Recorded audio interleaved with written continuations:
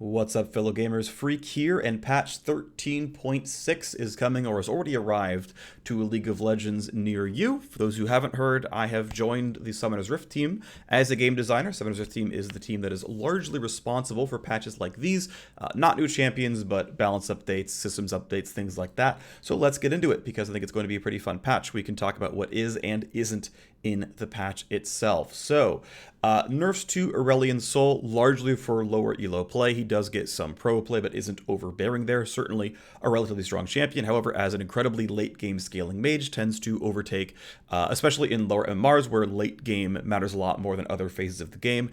Veigar, in a somewhat similar boat, a late game scaling mage, though he has been gaining quite a bit of presence in the bot lane. Turns out this champion doesn't really want levels. He just wants to last hit minions safely and feels safe enough in the bottom lane, especially with his bonus range, that he's feeling pretty good down there and is very successful. And once again, as a late game scaling mage, does really, really well in lower MMRs. Yuumi, of course, had her update in the previous patch, is overall doing a bit too well, so getting nerfed pretty much across the board. My understanding is that Yuumi is going to remain disabled for pro play until after MSI, so we'll see what balance state she is in for the summer split. But either way, I believe we are not going to see her in pro play until summer, as mentioned. Buffs to Ashe. She was nerfed because of Ashe support. She was given compensation buffs for Ashe AD carry. Though she lost about 2% win rate in support, she only lost just a bit under 1% as AD carry. So the buffs were aimed pretty well, but have to go a little bit further, and so some AD carry skewed buffs for Ashe. Galio, just overall a solid buff candidate, not doing too well in pretty much any MMRs. Talon does do pretty well as a mid laner in really high MMR. This tends to always be true for aggressive early roaming champions, Talon, Qiyana, things like that. Akshan, another one who does really, really well in high MMR in the mid lane. So Talon is predisposed to do well in that environment, but overall getting buffed because he's not doing too well outside of that. Not specifically jungle focused buffs. That is not really the goal here. I think jungle Talon is a little bit offensive. Next is a set of changes to Vayne. They are not strictly buffs, although the end result will be buffed to the champion.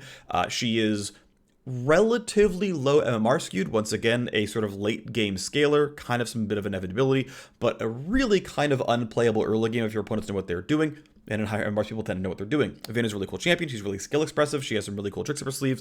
And these changes, to my understanding, are an attempt to shore up some of her win rate by game time, like power by game time skew, to flatten out her win rate by MMR a little bit, and also to buff up Qmax and AD heavy builds, because they're not terribly strong. She's pretty much all about Wmax and on hit, and so bringing those closer to parity. Qmax may end up being the best, but we'll see with that one. And overall adjustment to Dr. Mundo, trying to somewhat close the gap between his top lane and jungle performance. I think there's more work to be done there, but at least a solid first step. And then I think arguably the bigger set of changes are a bunch of stuff aimed at overall bot lane, and then a just opportunistic change to Nashor's Tooth. So bot lane overall, basically the metagame in League of Legends right now, if you're paying attention, you're playing in high-level skilled environments, you're playing a pro, is all about bot lane party.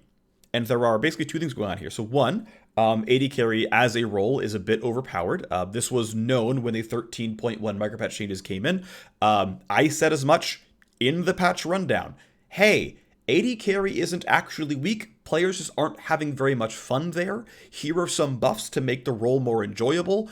At some point, this will have to be nerfed again. Here's the at some point. About 2 months, and down it goes. The overall result of the changes for AD carry was they basically took about 1.5% of the game from everyone else. Like, if you consider a game is, roughly 20% each player, that's not exactly true. Jungle's really high, support and top lane is kind of low, AD carries in second place, as a result of the changes, right? They siphoned off 1.5% from everyone else and became, functionally 21.5 instead of 20% of the game. I'm somewhat making up the numbers, but the 1.5 is accurate. So this, combined with the dragons, is hopefully going to work back at least some of that and bring them back down to a regular power level as a class. Now, the dragon changes is saying, hey, bot lane prio means less because the bot side objectives mean less, right? So now there's more incentive to say, well, it doesn't matter as much if we don't get the first couple of drakes. Maybe the easier kill in top lane is more worthwhile, because factually, AD carries have less power, so ganking for them or ganking them does less to overall team comp power, and dragons mean less, so getting control of bot side objectives overall means less for your chance to win the game. These are not gigantic swings, but directionally that clearly has to be what happens because they're just weaker overall. The very quick blades, lethal tempo, legend bloodline, and bloodthirster are all basically the really common things that AD carries use. We'll get into the specifics more when we get to that section specifically. Nashor's Tooth is just more overall opening up, hey, making it a slightly more premier item. Someone like Kale or Teemo, for example, who cares about the entire kit of ability power, attack speed, ability haste, maybe some Azir as well, though it's not good on him right now. Slightly opening up the ability to say, hey, what about Nashor's first item? This could be considered a slightly more complete item. We get it into the field and kind of making it a stronger power aspect for those champions. We'll see what happens with it, but that's kind of the intent there. So let's get into the patch at large. Actually, one more thing while we're on the patch highlights here, I want to speak briefly the fact that Azir is not in these patch notes. So, of course, 13.5 had a really, really large Azir update. This ended up roughly lowering his win rate by about 1% for the bottom half of players, by about 2% for the top half of players, and by about 4% for the extreme, like 1% of players. So far, Azir has had exactly one play in all of professional and amateur play so far. It was by CLG's second academy team, their mid laner Town. He went 1-10. To be fair, they're expected to lose that match in the first place. But anyway, Azir is entirely out of pro play, and his elite win rate is down by about 4%. That is somewhat fake. So, Azir, I guess to deliver cliff notes on this, as we've collected data on Azir, his real win rate is not actually, his real win rate is not actually down 1 to 4%. It's, whatever you measure should be about 2 to 4% higher than what you're actually seeing on online data sites, because Q Max Azir is dead and W Max Azir is alive. And depending on your MMR, Azir is buffed in 13.5, equal, or nerfed depending on what your MMR is. Low elo Azir is buffed if you play Double Max and run either Lethal Tempo or Halo Blades as your keystone. He is literally stronger than pre-patch if you switch your build over. In relatively high MMRs like Plat Diamondish, it's roughly equal. If you switch over, you're kind of about the same win rate as you were with like Qmax Conqueror pre-patch. And then if you're in really high MMR, where early game and having a weak early game is incredibly punished, he is weaker than there. And of course, this is shown by the fact that he's not in pro play. This is shown that even if you do massage his build and look for the new stuff, his matchups aren't very good against a really ranged heavy metagame in like Challenger Masters Elo. And so that means there is room for buffing the champion, but by taking more time to absorb data and see what's working for Azir, what's not working for Azir, what's the matchups looking like, gives us a much better idea of how much power should be put into the champion. So while there aren't balanced data for 0 and 13.6, I did submit one change, which is to change his recommended skill order to WMAX. So the little flashing icons at the bottom of your screen, which tell you what ability to put points into, that will now highlight W instead of Q at level 4, 5, 7, and 9. And hopefully just in general kind of socialize to players. Nashor's Tooth does not seem to be beating out Shadow Flame as his second item. However, Berserker's Greaves seems to be doing a little bit better than Sork Shoes. Attack speed keystones like Lethal Tempo and Hail of Blades are much, much better than Conqueror. People have been running Conqueror. Conqueror is wrong in this champion. You should be running an attack speed keystone. If you're going for poke, you could still go for Comet or Airy and try that one out. But if you're going for WMAX, which you should be going for, you should be WMAXing on Azir.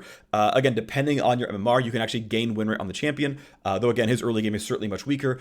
And we are currently planning on changing for 13.7 as long as what's testing right now pans out. But certainly there is room to buff Azir. We intend to buff Azir, but you've got to meet us part way by doing his build correctly, which is WMAX, which is running attack speed either on your boots or on your keystone somewhere, and bridging the gap there. That's seemingly where we're heading with this champion. So FYI, that's the quick spiel on Azir. Let's now get into the changes specifically as they're happening. Longest intro ever. Melio is hitting Summoner's Rift. I think this is a really, really cool champion. His Fuimigos are joining the fray March 22nd, which is tomorrow, as of time of recording. I was able to record the Spotlight. Wasn't sick this time, so I didn't record Cassante because I was sick when recording happened, but I'm here for Melio. Champion's awesome. Script is awesome. Spotlight's great. Champ's cool. Have fun. All right. Next up. I did the design work on the Ashe changes in 13.5. I did design work on the Ashe buff here in 13.6. This is my only champion buff this patch, I believe. This is trying to be opportunistic on, hey, what is a thing that is Ashe AD carry skewed? Auto attacks on a champion after they're frosted will tend to be an AD carry skewed thing for the champion. There were other targets, of course, other possibilities. This could have been AD per level. This could have been making the Q rank up better. There's all kinds of things it could have been. But I personally, as an occasional Ashe player, Mastery 7, bot laner, not like a million points or anything, but I play the champion a fair bit, is I often feel penalized by Ashe's passive existing because, of course, you can't crit your first auto attack unless you land volley first, but this means if you ever switch targets in a team fight, if a minion blocked your W, all these things, you can only do 100% damage on the first time, and then you get some amount of bonus afterwards, and so increasing the bonus can help the passive not feel like a punishment on the champion. Of course, you're still slow all the time, but as far as damage is concerned, right, it can feel punishing where you're like, you only get 10% bonus, and you will occasionally not get that bonus in your first auto attack. Again, you don't always get the volley off first, and so you can often just kind of lose out on that. So small benefit here. I think it's still pretty positive. This also heavily buffs longer trades. So if all you're doing is 3 autos Halo Blades, your first auto doesn't get it, your second 2 do. But if you're taking a longer team fight, 6 autos, 7 autos, you're getting your Q onto it, the first auto might not get the buff, but the other 9, the other 10 will. So this, again, will still tend to skew towards longer team fights, towards playing AD carry as Ashe. One thing I've seen people talk about, and like, hey, why don't you add crit ratios in places? Why don't you make crit scale the W damage or whatever? And I don't want to do that because I don't think Ashe needs crit ratios to be a healthy champion. She already has, as of the changes in the previous patch, a higher AD carry than support win rate. It didn't require crit ratios. It was really easy. You nerfed the spells that were support skewed, and you buffed the things that were AD carry skewed. Wasn't hard to do, right? You don't have to give her ratios and abilities. And the reason why I don't want to do crit ratios is because she has healthy on-hit builds. This is a champion who has a passive on-hit effect. She slows people as she hits, which means she wants to build Hurricane. Like, at least a little bit. Hurricane uniquely does something special for Ashe that other champions don't get. She crowd controls other things with Hurricane. And if you have a Hurricane, well, I might want Blade of the Ruin King. I might want Wit's End. I might want Rage Blade. I might want to go an on-hit build. And torpedoing that by saying, but actually, if you play the on-hit build, you don't get to access part of your kit. Yes, you don't get the ramping slow on crit. That's the trade-off she makes. That's already a good enough trade-off to make AD carry crit Ashe versus AD carry on-hit Ashe already feel pretty distinct. I don't also need volley to be shittier or something. That feels extraneous to me. So here, your damage amp goes a bit higher. Again, it's skewed towards multiple auto attacks, which is going to be a much more AD carry skewed thing. This can't not raise the win rate some for support Ashe. Halo Blades will literally do 10% of her total AD more damage on a 3 auto trade. Or 15% if she hits W first.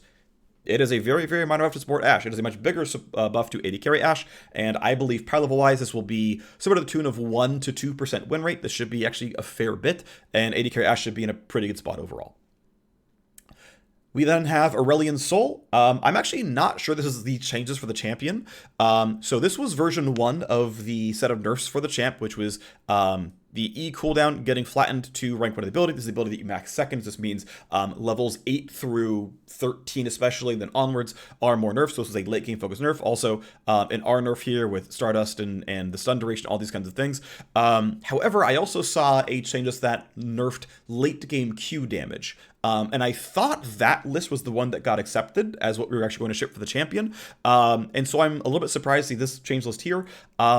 I'm not sure which one went live, and so I'm not going to spend a lot of time talking about either one because this could be wasted work. Either way, the goal is a late game. The goal overall with the Aurelion Sol changes are a late game focused nerf, as his late game kind of inevitability is a lot of what's kind of running over the game. And so we'll see if this gets changed at some point in the future, or if I'm mistaken with the changes. But either way, if it is this change list, again, the E nerf is late game focus. It is nothing levels 1 through 7.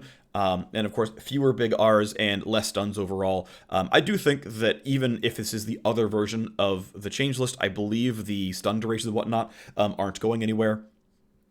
Either way, we're going to move on because, again, I'm not in full confidence of what's actually going on with this one.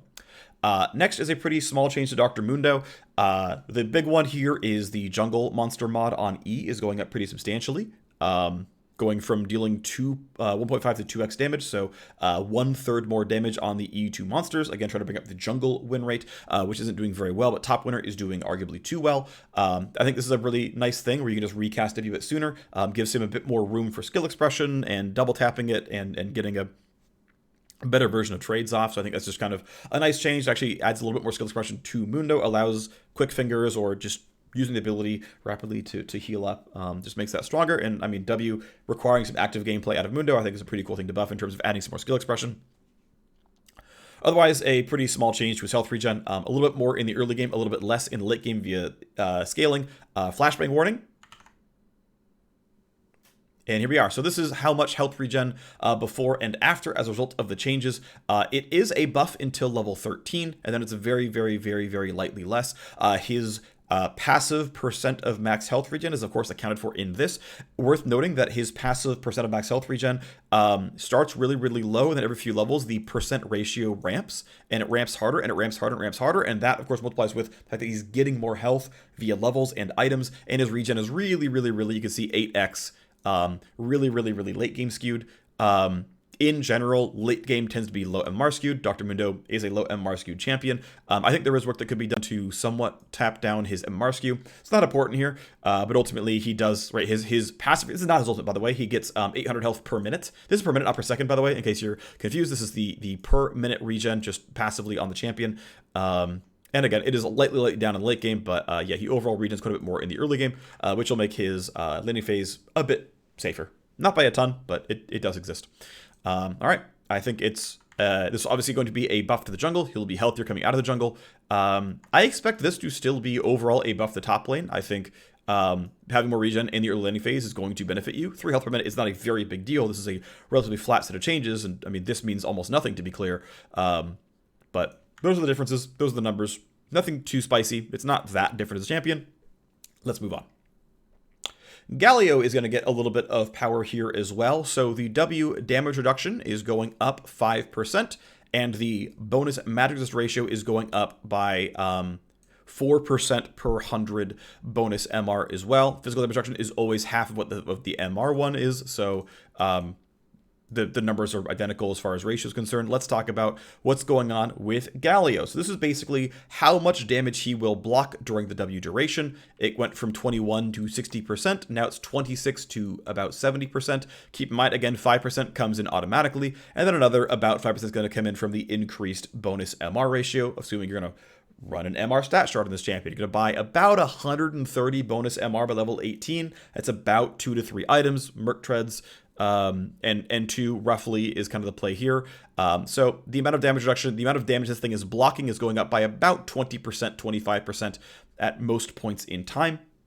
Roughly, those are the numbers for you there. The other change is Justice Punch is down by a 1-second cooldown. Considering this is one of the primary ways he actually engages fights, this being up more often could certainly be quite powerful. There is a lot of skill expression in using Justice Punch well. I think this will tend to be a high elo skewed buff a little bit, because I think this is actually a pretty skillful ability. Even though it's relatively simple, there's actually a lot of use cases for it, weirdly enough. And so this definitely does matter. Justice Punch is an ability you're maxing last right now. This will almost certainly not change. Although I am curious if Galio support, I believe Galio support leaves Q at one point, and it's a W and E max. I'm not sure which one you actually do. I didn't look at it. But also a pretty meaningful buff for Galio support, which I don't think we're going to see anytime soon, but I guess a small possibility if the win rate's there. Again, not sure it is. Next is Talon, who is getting not a ton, but 23 base mana. He's getting 5 to 25 damage on his passive, plus a +1 bonus AD ratio. Rake is also down by 5 mana cost. This is another change where I could have sworn there was an extra change in here, though it might have gotten pulled. There was at one point a line that was adding 0, 10, and 20 damage to his R on each wave. I thought that got approved. I actually double-checked Slack and was like, actually, yeah, last time we saw Aurelion Sol, people were like, yes, we like the one with the Q changes. And with Talon R, like, yep, we like the one with the ultimate change. That said, that change was this change, was plus the R. And it's entirely possible that, like, those designers had, like, a one-on-one with the lead and was like, hey, this one's better, hey, that one's better, and, like, don't do the R, whatever. So like, it's entirely possible. Like, I just didn't have visibility into that, and I trust these people like looked at their patch notes and it was fine. So, either way, right? We can talk about these changes because they are in either version of the change list, so we can talk about them. And let's go take a look at the numbers. So Talon's overall base mana is up by a little bit. Just a very, very small amount of extra casts, right? He's going to get basically an extra half cast of W via the base mana changes. Of course, the W cost itself is going down as well, which means he gets maybe another full cast or maybe 2 casts of W per recall. This can certainly matter, right? It's a bit more wave, it's a bit more poke, it's a bit more something. But of course, it is pretty early skewed. Because it's going to affect your first couple of recalls more than the last ones, where you're probably not going to run out of mana nearly as often. But there you go. He's got that going on. Here's his mana pool. Here's the new cost. As far as the total bleed damage under the passive, it's about 8 to 9% at all points in time. Simple 5 damage increase early game is 7%, but then as you get the extra damage increase, the extra bonus AD ratio increase, it's a little bit higher, a little bit higher, a little bit higher. Late game, skewed buffs will tend to buff, again, lower MMR, because late game tends to carry a lot more of the weight down there. Talon is, again, somewhat MMR skewed here towards elite, because roaming early game assassins, snowballing bot lane, roaming to bot lane, tends to be a really, really solid thing in elite play. Anyway, some small buffs to Talon. Not too much to write home about. It's not a lot to say, but some solid buffs. Seems reasonable. The first of the sort of larger changes to champions here is Vayne. This was a project actually that a different designer had picked up late last year and handed off to someone who joined the team pretty recently. So the designer who took over, I think this is his first big shipping change onto League of Legends, at least onto Summer 15 side of things. He is a just some context about our guy Joe. He is like a D1 or Masters tier jungler. He's like a million mastery Lee Sin. He's not allowed to play Lee Sin in playtest because most of our team is not Diamond 1. A few of us could hang with him, but not the entire team. Anyway, so we took over Vayne changes. I spoke with him a lot. I helped him do a very small amount of implementation as I've started to learn the tools. I'm helping other designers who are coming in and learning the tools as well. We, in fact, worked on a project together as well. I'll talk about that later. But anyway, so because I talked with him a fair bit, I have a pretty good understanding of the goals here, the changes. And it's largely around early agency up, right? And not just like, oh, you're just tankier, haha, we can't push you out of lane. Like, if you're going to lane bully Vayne, you can still lane bully Vayne, right? So the idea of like picking a lot of poke or, things like Caitlyn and just being like, no, we actually can all in you. No, we can actually poke you under a turret. Like, right. There's not more health regen. There's not more health. There's not more armor. You're not more durable. If your lane match is bad, your lane match is still bad and Vayne can still be counterpicked. Wasn't trying to get rid of counterpick ability of this champion, but saying, hey, well, look, if you are in a good matchup, if you're the counter pick here, if you're going to punish a weak champion like Ezreal who doesn't have an aggressive laning phase, or if you can get just enough of a lead here that you can punish like a Sivir lane or someone who can't easily get away from Vayne, well then here's the punish window. We're going to up the punish ability for Vayne so she can be used as an intelligent counter pick into a good lane where now your laning phase is winning, now your team fights are winning. I think that's a really cool avenue to say, well, Vayne's winning lanes are going to require skill from her. And so, hey, move speed up. She's going to chase people down more aggressively. Cool. I think that's actually really, really neat. A different change, kind of secondary to that, is Tumble getting a 15% AD ratio at rank 1 up to a 35% AD ratio increase at rank 5. This is basically saying, hey, making Q max better. Right now, the real only way to play Vayne is W max on hit. The goals of these changes are not to supplant W max, but to make Q max AD builds viable, to bring them closer to parity. I don't know for sure which one's going to take over as the better build overall. It's always possible to walk some stuff around and shift things to make the build closer to parity, but given that opportunity, given that option to go for QMax, I think it's a pretty intelligent choice overall. And so, hey, 5% more AD per rank on Q, and just a straight up 15% AD ratio increase on Q at the first place. Again, more damage in the early game, more mobility in the early game. Now, the trade-off is less damage on W, right? If you play W max instead of 12% max health, you're getting 10% max health. So the late game inevitability of Vayne, yes, she's going to have 35% more AD ratio on tumbles, but she's also going to have 2% less max health through damage on her every third auto. Which one's going to do more? We can look at some math to get a look at it, but again, it's going to be a little bit testy. You'll have to see, and we get time to talk about it when we get to that point in time. This is a really minor change where, like, if you Q to dodge a skill shot and you don't have a minion to attack, the buff falls off a bit sooner, and you're going to get your Q back 4 seconds sooner for casting it to dodge a skill shot yet again. Again, a very minor thing, but hey, using Tumble as a dodging ability instead of as an offensive ability, a little bit stronger there, so again, requiring some skill out of Vayne to get away from being poked, get away from thresh hooks, get away from Morgana bindings, whatever it is. This doesn't change very much overall. This will tend to be a buff on the ability, so okay. Again, only 1% per rank up on the W now, an extra 5% AD on the Q rank up. Clearly, again, these rank ups going from here to tell me when to stop, I don't know. So let's talk about what's going on with this champion. Again, early rank is up, late rank is lower. Okay, so off to the data tables.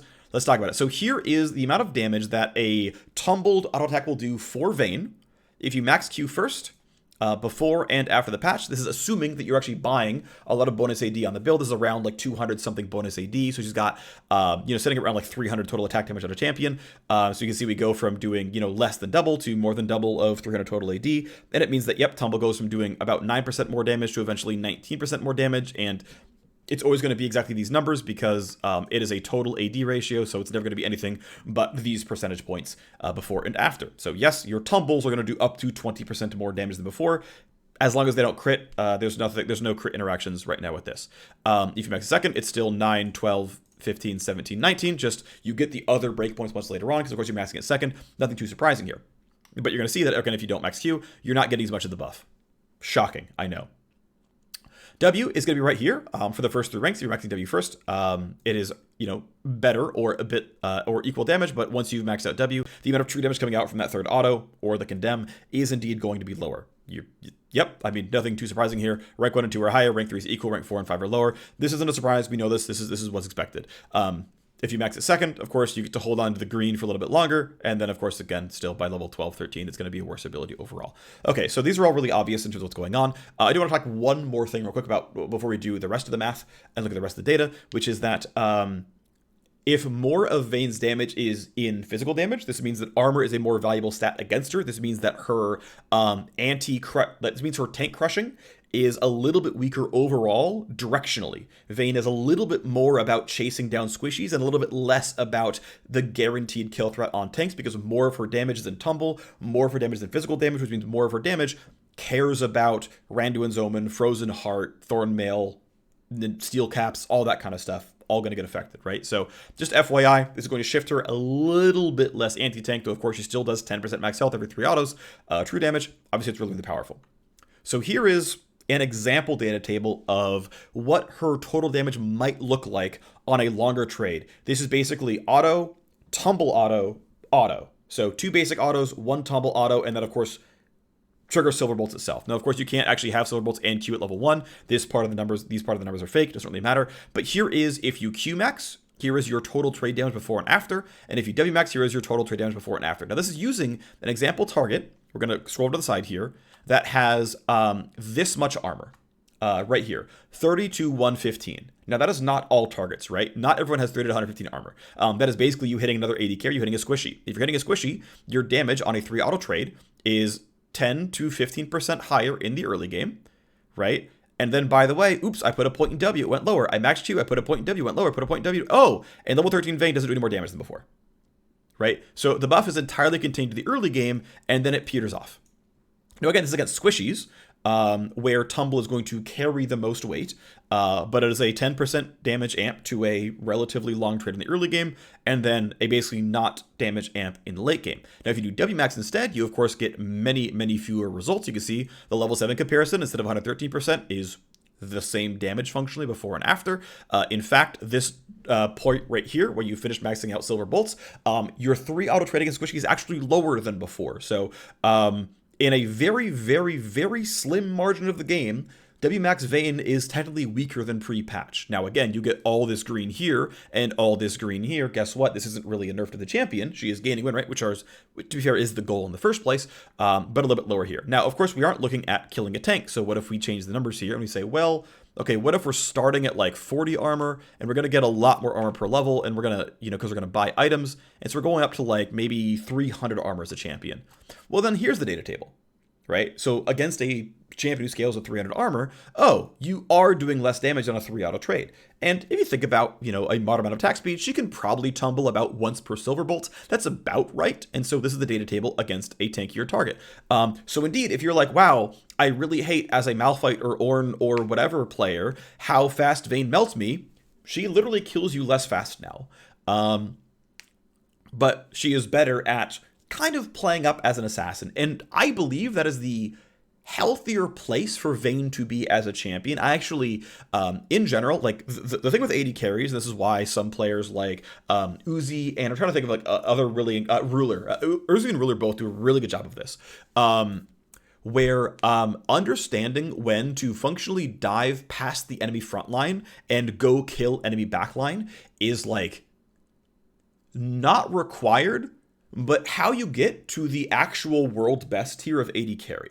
Like you can be a world champion AD carry who's just really good at hitting frontline, but you can be one of the greatest of all time by knowing when to go beyond and do that. Now, there's some players who malfight themselves by going too early, right? And they should just be here and just fight frontline. But, Ruler and Uzi are the guys who can do that. And that is always a dream for any AD carry of like, when do I walk past Braum or Thresh or whatever and help us kill Ashe or help us kill Azir or help us kill whoever the backliner is? That's always the question that should be in the back of your mind as an AD carry. And if you get it wrong, you kill yourself. If you get it right, you're awesome. And you like win the game for it. So it is pretty high risk, high reward. And anyway, shifting Vayne toward that a little bit, where it's like you turn invisible on purpose and run faster toward enemy champions. Like, this champion is meant to find the time to skip out of the front line and go kill a backliner. So directionally, super happy with these changes. I think this is actually really good. I think this is overall great for the champion. Again, power level wise, actually worse against tanks. Not against tanks, actually better against them at all points in time. Her linear phase, clearly better through W, clearly better through Q. We'll see if Qmax overtakes Wmax. It might. We'll see if that ends up being a problem or not, or if Qmax is the better version of the champion. We'll see what happens. Either way, these are the changes to Vayne. One thing I do want to point out real quick, the League of Legends wiki is not an official source on how abilities work. The wiki says, for example, it triples her passive move speed. That's just a clever way of saying it goes from 30 to 90. Ulti move speed is still 90, by the way. So FYI, the move speed amp on her ultimate is still 90. It's now double her passive because the number is defined by itself in its own data, and it's that. So just FYI, there's no change in the ultimate at all. It's still plus 90 move speed. Let's move on to the next champion. Veigar is doing incredibly too well. He is unfortunately really bot lane skewed, which is obnoxious and annoying because he has too high of a win rate and pick rate to be left alone because of his bot lane power level, but he's not really breaking the bank in mid lane. He's still very powerful and a solid low MMR skewed bot laner and mid laner who does really well in both those environments. But overall, 25 less health, 3 less armor.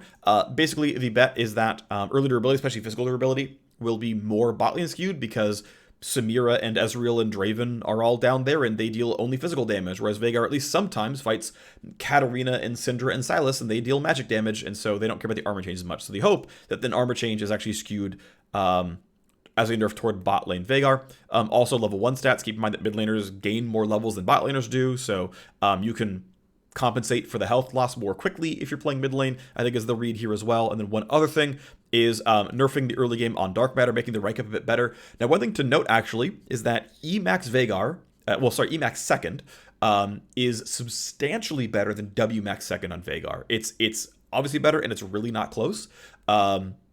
And I actually kind of like this, bridging the gap somewhat, where Emax Veigar has 15 less damage on W at pretty much all points in time, whereas Wmax gets to make up for it pretty quickly and actually even gets more damage as a result. I think it's actually a pretty clever change. I dig this. I think overall pretty smart to do something like this to make Wmax at least second, like not bad. So we'll see what this looks like. I do also, one more thing I want to point out actually is that I think it's also pretty clever because I think this is probably bot lane skewed as well. One, because again, he's going to level up more slowly. So getting those levels to actually get the ability to the point where it's equal or better will take longer. So I think that's actually pretty clever. But also, Dark Matter is pretty much unhittable in mid lane. Whereas if you're playing bot lane, you've got like a Thresh or Nautilus or Leona or even a Jano Tornado. Any setup CC makes landing Cage really easy.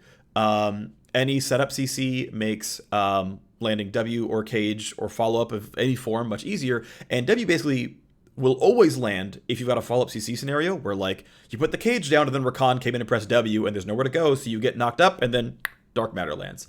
So this is also, I think, pretty clever as a bot lane skewed nerf. So I think actually these are really cleverly picked up tactics. I actually like them for multiple different reasons, but again, smart game designers working on 715.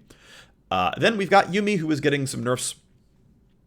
This one, I've ever talked with the designer about it. It's because Q has 1.5 million, my words, not his, rank up incentives already, so it's not getting cooldown incentive. It already has mana cost and damage and slow and on-hit damage. There's already, like, I think 4 things there already, so it doesn't need cooldown. It's fine. Technically, it does buffer, levels 1 through 5, and then she's the same at 7, or, 1, 3, 5, and 7. It's the same at level 8, or the same at 9, and then better, or I guess now worse now at level 11. Anyway, move on.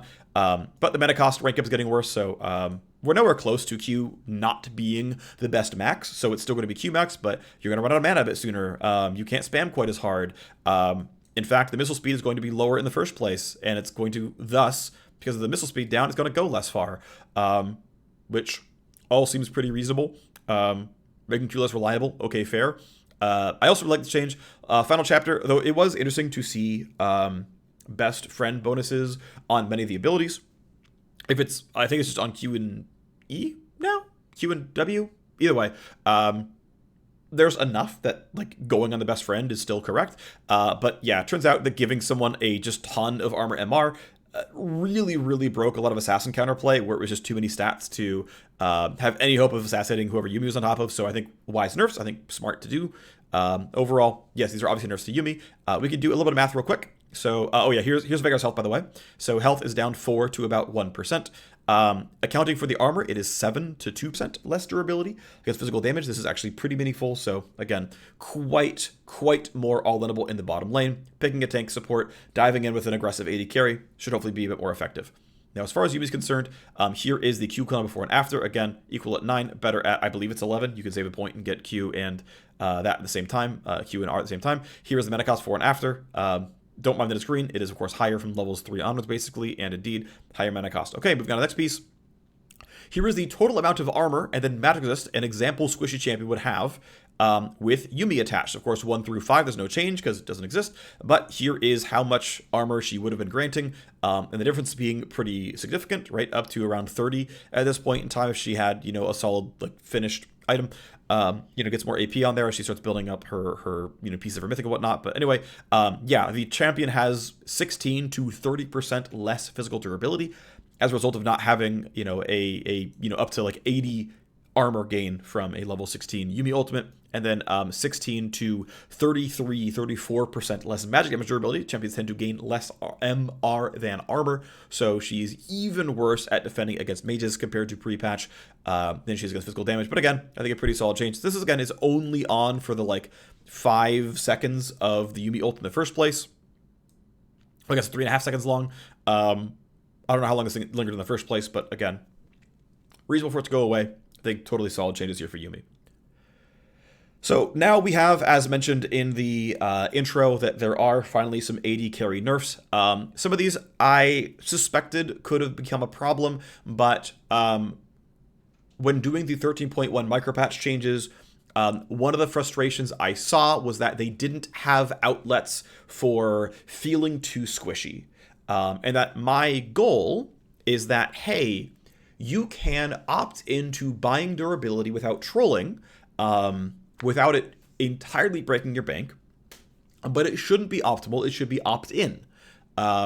And that's why, for example, Bloodthirst was made cheaper, because now it's much closer to the price point of Lord Dominic's or Hurricane or RFC. And in fact, I would actually want to bring up at some point, like, the price point of PD and Hurricane and stuff, just a little bit, just to bring items a little bit closer to gold cost, just so it's a little bit easier to trade off one for one and not have, like, an 800, in fact, it was 900 gold between Old Bloodthirster and RFC. That's a really, really, really big bridge to cross. It's 900 gold. Like, oh, I'm getting one shot by Talon.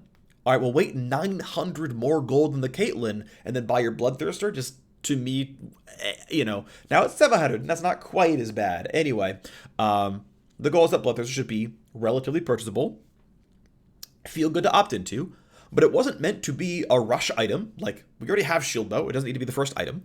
And it...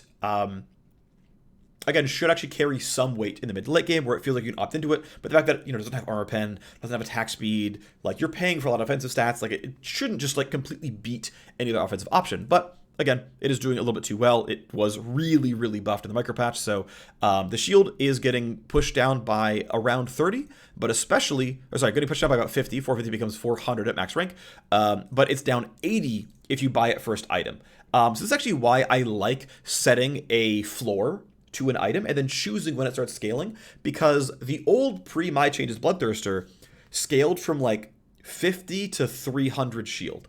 We'll have the data table in a second. We'll look it up in a sec. But like, it could never have a 50-point shield because you couldn't buy it at level 1. Which means we actually bought it, it was like a 130-point shield. And that's fraudulent because, 1, the tooltip makes it look worse than it is, and 2, you have no control over the actual shield value if you let it scale at 1 and then don't do anything about it. So, anyway, we're going to look at what's going on here. So this is comparing 13.5 to 13.6. If you buy it by level 8, it is substantially worse shield. It is 80 less health. That is a pretty big deal. That's a pretty substantial efficiency drop. And then it's actually just down 50 from then onwards.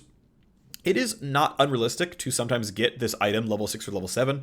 If you get ahead, if you get turret plays, if you get kills, you can get your mythic really, really early on, as well as level 6 sometimes. But it is also not unrealistic to buy this thing by like level 7, level 8 in just a moderately, doing well game. And so I think starting the floor at level 9 was incorrect. I think these items actually start at 7 or 8 for the floor, personally, in looking at it more. But, I was like, well, 1-8, it's basically Ruby Crystal. That shouldn't be too offensive, but again, it's doing a little bit too well as a first item, so indeed, down it goes. But as a curiosity, right, I wanted to compare it to the pre-patch item, and you notice that, like, if you compare it to 13.1, it's like, yeah, as a first item, like, right, 160, 170, like, it actually wasn't that far from what it was before anyway, as a first item. Of course, again, the item is a little bit cheaper. It's got a little less lifesteal to compensate for the price difference, but, the level 8-9 shield actually wasn't really different compared to before the micro patch happened. Of course, the fact that it will pay you off later, certainly relevant as well. But anyway, saying, okay, no, look, this isn't a rush item. If you buy this thing level 6, 7, 8, whatever, again, it is definitely worse than, 13.5, but it's even worse than 2022's version of Bloodthirster. This is not an item you buy first. We've got an item for that. It's called Shield Bow. But yeah, as you come on, okay, cool. Yes, this item is in fact better than pre-buff Bloodthirster. If you buy it second, third, fourth, if you want the opt-in durability, if you want to sacrifice LDR or Infinity Edge to do so. But I think it's a reasonable place for the item to go to, and that is where we are indeed. Alrighty. Next change is not one of mine. It is Nashor's Tooth. This is what a designer's picking up, saying, hey, Nashor's feels a bit too niche. It doesn't seem to have quite the audience it's supposed to have, so let's buff it up. This is sort of, I'm picking my own words here, somewhat mythicizing the item, where it's at a premier price point. It's got 4 stats, if you're going to count on hit damage, it's got 4 stats on it now. But basically back to old Nashor's Tooth. The old version of the item that used to have ability haste on it in the first place. Amp Tome becomes Phoenix Codex, combined cost, whatever. Total price up 200, but 15 ability haste is a substantial gold efficiency up. So this is a buff to Nashor's Tooth. We can compare the, we'll just kind of scroll to here. This is Nashor's compared to before. This is counting for the ability power the item has in the first place. The Achaean Bite has a minimum of 35 damage on hit because you get 100 AP, but 20% of every further bit of ability power, again, goes on hit damage as well. And you can see the gold efficiency of the item is up pretty solidly. Now, ability power, attack speed, and ability haste don't always synergize together perfectly, but again, is still a buff to the item. Worth noting, this may end up being an Azir item. Again, it is buffed. Last I looked, Nashor's Tooth was 1% win rate behind Shadow Flame as item number 2. it's probably going to get pretty close to equal as a result of these changes. So you're probably safe to go either way. In 13.6 on Azir, again, WMAX the champion. Nash's Truth is going to be closer to acceptable on second item. This is not an Azir segment, just want to bring it up as one of the possible users. It should be a pretty much strict buff to Kayle, should be pretty much strict buff to Teemo. Diana, Echo, all those champs should feel pretty good at these items, this item, and should be pretty solid overall. Again, it is a buff. Yes, more expensive, but it's clearly more efficient, and I think that's totally reasonable. AP Kaisa also really cares about this. She really, really likes ability haste to keep spamming W. Next of the changes that I've implemented is a Navori Quick Blades nerf. Now, I believe long-term, a healthier version of this item in terms of holding on to like solid choice comparison is I don't think AD carry self-steroids, so Kog'Maw W, Sivir W, Xayah W, Special Case, not Kaisa E. I think those abilities should not go on cooldown until the ability ends. Now, Kog'Maw is interesting because Navori ends up being a nice alternate build to playing on hit, because you can keep perma W if you can have target access the entire time. But what I dislike is that, I want the most auto attack damage possible, so I don't go IE, I go the cooldown item that gives me spell damage, because it puts my steroid up sooner, so I have more auto attack damage. And it's really, and you can kind of do comparisons here where it's like, okay, well, if Sivir's doing this, she's getting more AoE damage, not more single target damage. But like, you look at Xayah, it's like, Quick Blades is just single target DPS up compared to Infinity Edge. You look at Tristana, Quick Blades is just single target DPS up because of Rapid Fire compared to Infinity Edge. Like, those to me feel a little offensive, and I haven't started doing any work on this yet. I don't know if it'll ship for 37, 38, some other point in time. I don't know. It's not super pressing. But long term, I think it is like the game is in a slightly better state if ability haste is not weirdly a DPS stat. Like, I know it can feel clever. There's something there that like kind of feels nice, but the fact that like it's trolling to build IE on auto attackers because your auto attacks are better with the spellcaster item, like, I don't know, that to me rings the wrong way. It's something that I think generally speaking is better to change. That said, it's not happening here. It might not happen next patch either. Just want to bring you up to speed on how I'm thinking about this. So anyway, that is why the lever is the remaining cooldown getting dropped down. It's still going to be a very strong item. It's still going to be very, very effective, but it's going to be less obviously great on buffing auto attack steroids. Anyway, that's why I chose this lever and not anything else on the item. And again, this is nerfing AD carries because they're doing too well, right? We talked about it in the intro, AD carry nerfs. So also is Legend Bloodline. A recurring theme here is picking things that were systemic and overwhelmingly used by AD carries. I did not want to ship 15 AD carry nerfs in this patch. I don't want to nerf 15 AD carries by 2 AD.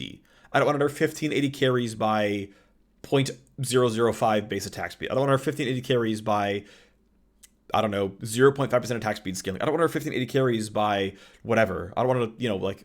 So I instead said, okay, what are some systems that are overwhelmingly used by bot laners and somewhat rarely used by other champions? Now, there are champions who aren't AD carries who use Bloodline. There are champs who aren't AD carries who use Quick Blades. There are champs who aren't AD carries who can consider buying Bloodthirster. There are champs who aren't AD carries who are ranged around lethal tempo. His name is Azir, but that's it. Either way, if we're trying to nerf a class overall, this is one of the cheapest and easiest ways to hit with broad strokes. What this also does, actually, is promote choice. Because if Legend Bloodline is the overwhelming choice in the Legend tree, you are now more likely to grab Legend Alacrity. If the overwhelming choice in the rune page is Lethal Tempo, you are now more likely to grab Fleet Footwork or Press the Attack. Which, in general, I think is probably a good thing, that AD carries will think a bit more and make, a bit more of a consideration of what Legend rune they're going to run, what Keystone they're going to run, give a little bit there. And also, again, it's obviously a nerf. The goal is to nerf the class, and I was trying to be as opportunistic as possible by saying, okay, well, how can I nerf the class with as little collateral damage as possible? And again, I think nerfing 15 AD carries is just not the right thing. And so we're on that way with it.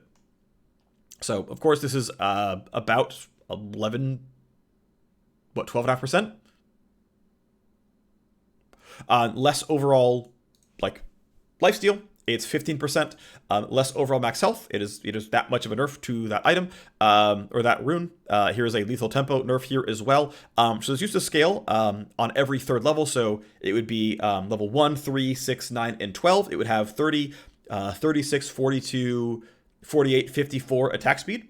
Now it is a pure linear scaling from 24 to 54, backed by level 18. Don't worry, we have a data table for that. Let's talk about lethal tempo before and after. So here's how much attack speed lethal tempo gave ranged champions pre-patch. Here's how much attack speed it gives ranged champions post-patch. It is, of course, a somewhat early game skewed nerf, and then it, of course, I mean, especially from level 13 onwards, it can only scale back up to back where it was before. Now, this is a little bit fraudulent because we're comparing a 6% attack speed drop as a 20% drop. Certainly, it's what the rune provides is down 20 to eventually 0%, but you can call it a 10-15% nerf to the rune, just like this was a 10-15% nerf to Legend Bloodline.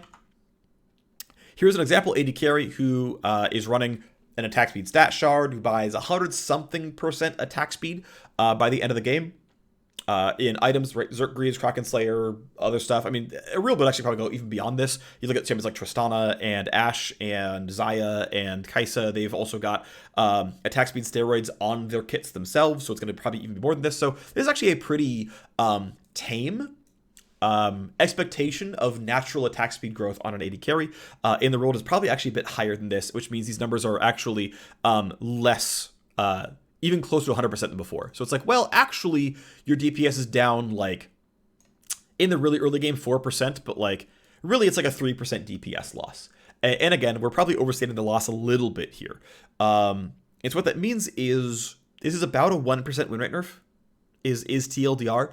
My whole point here is that when Xayah was buffed very simply, giving her 5% more total attack speed, that was a 2.5% win rate bump to the champion to have 2.5% more, 5% more attack speed at all points in time was 2.5% win rate, which means if you're going to lose, I'm going to say averaging out to about 3% less attack speed at all points in time. In fact, like for example, we can do like, what's the average of these numbers as though they're equally valuable, and yeah, losing about 3% attack speed at all points in time. So, okay, 1.5. Although, again, we are probably slightly overstating the nerf here. 1.5% win rate to an AD carry running this rune, which means they're more likely to go fleet footwork, more likely to go presence or press the attack, more likely to even maybe go outside the tree. I think Conqueror, maybe even a possibility there as well. I mean, it stacks very similarly to lethal tempo and gives you a bunch of raw AD. And it's now going to give a pretty similar gold value of raw AD compared to the attack speed of this rune. It's a possibility. It'll stack in very similar ways. Think about it. Think about Conqueror maybe. Either way, that's a nerf, right? So yes, if you are running Navori Quick Blades and Bloodthirster and Bloodline in the tempo, your champion is a whole lot weaker. I want to point out, by the way, Zeri runs all 4 of those. So, Zeri got nerfed this patch. So FYI. Just FYI that one. So yeah, she literally got hit 4 things she runs every single time. So we'll see what happens. Yeah, I assume there are going to be some AD carries who lose a lot of power as a result of this. Yeah, I mean, we'll see what happens, right? These are changes. These are meaningful. The goal is to nerf AD carries. We'll see what happens. Also, again, as mentioned in the intro, we want to reduce the amount that the game at highly skilled environments is about the bot lane party, and so this is to give a little bit less incentive towards playing entirely around the bottom lane. So Hextech Drake being nerfed pretty substantially here in terms of how much ability haste and attack speed it gives, down from 9 per stack to 7.5 per stack. The soul itself is 5% less slow when you actually get there. Hex Soul is the strongest soul by quite a bit. So the actual Drake stacks are lower than, are nerfed by more, equal to more than all the other Drakes. And of course, the only one getting actual soul nerf as well. Infernal Drake down by 1/6. Mountain Drake down by 1/9. Ocean Drake down by about 15%, which is about 1/7. Not much to say except that, yeah, the value of Drake stacks is lower. And this means it's a little bit less important to play for bot lane. I'm not saying it's suddenly a top lane meta here by any means, but it is less important to play around bottom lane. It is less important who gets first 2 Drakes because they literally do less than before. Some ARM adjustments. Rosewater Cup Clash, and also the normal queue conundrum. Working on a few updates to improve the blind pick experience that will go into effect late into the night of March 31st of your local time. These will be so good you won't be tipping your hat in approval. Even a Poro would jump for joy. Like, seriously, make sure you check out blind pick between April 1st and April 3rd according to your local dates. I worked on this a little bit. I think it's gonna be really cool. And hope you enjoy what's cooking for that one. Some behavioral systems as well, bystander feedback reports. Players who were in a game where they were exposed to disruptive behavior but did not report themselves received a notification to inform that we took action on a player in their game. Neat. Even if you didn't report disruptive behavior, it still harms your experience. That's actually really cool. I like that. That's really, really neat. Competitive updates here as well. LP win and loss. When your visible rank approximately matches your MMR has actually been improved further from 22 to 25, and slightly smoothed LP gain losses at the extremes of MMR and rank disparity. Oh, interesting. Okay. Clarified the lobby tooltip for rank duo queue restriction when one player's MMR is at master tier. So you have master tier MMR, but you're not actually in masters. It can still say, no, you're not allowed to do this. You've got master tier MMR. Actually pretty cool. Mythic Shop stuff, I'm not going to read all that too much, although support for 32-bit Windows OS will be deprecated April 4th, 2023, which, if I recall correctly, that should be the next patch, roughly. So in 13.7.